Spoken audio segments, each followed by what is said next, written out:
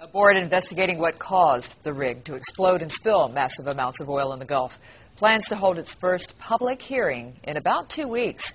British Petroleum says they're working around the clock to stop the leak, but reports that BP was able to reduce the oil flow are inaccurate. BP warns any fix would take at least a week. You would see me doing cartwheels down the hallway if that were actually the case.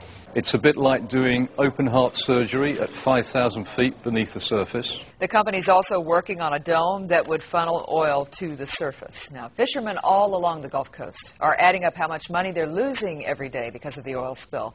Many say it could be the end of their businesses. WAP's David Spunt continues that team coverage tonight. Good evening, Donna. I was in Empire, Louisiana this evening. Now, Empire is about 15 minutes due north of Venice, Louisiana, and the folks in Empire and some of these other small fishing villages want to reiterate that it's not just Venice that's being affected. The folks in Empire say that they could be getting this oil just as much as the folks in Venice. Now, I went out with a local fisherman today. His name is Jeff Johnson. He's with the J-Bar Lounge. He took us down through the Mississippi, past California Point Island, and out into the open Gulf, a few miles offshore. Now, we did see some light oil sheen, but actually it was so minimal, guys, our camera just couldn't even pick it up. As we took our trip, we saw some flocks of pelicans, fish, anything you think of when you think South Louisiana. Now, at this point, the slick's still several miles off the coast. A BP spokeswoman told me a little bit before this broadcast there's been over 150,000 gallons of dispersant that have been mixed into the water. Jeff Johnson, who I spoke with, says it's a wait-and-see game from here. Very emotional.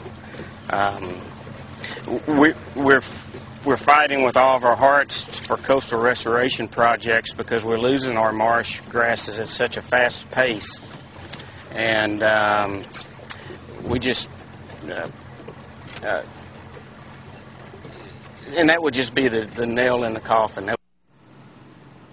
Now, this is a guy that's been fishing these waters for decades, and he's very emotional, very upset about what it's doing to the wildlife. Coming up tonight at 10 o'clock at the top of the show, we'll have more from him to hear his angle, if we did actually see any oil out there, what it looked like, and where we'll go from here. For now, we'll send it back to you. Reporting in Venice, David Spunt. Donna, back to you. Nice to see the pelicans flying, David. We have much more on the coastal crisis on WAFB.com, everybody, including an interview with Senator David Vitter about the latest cleanup efforts. And stay with us for the very latest on this developing story.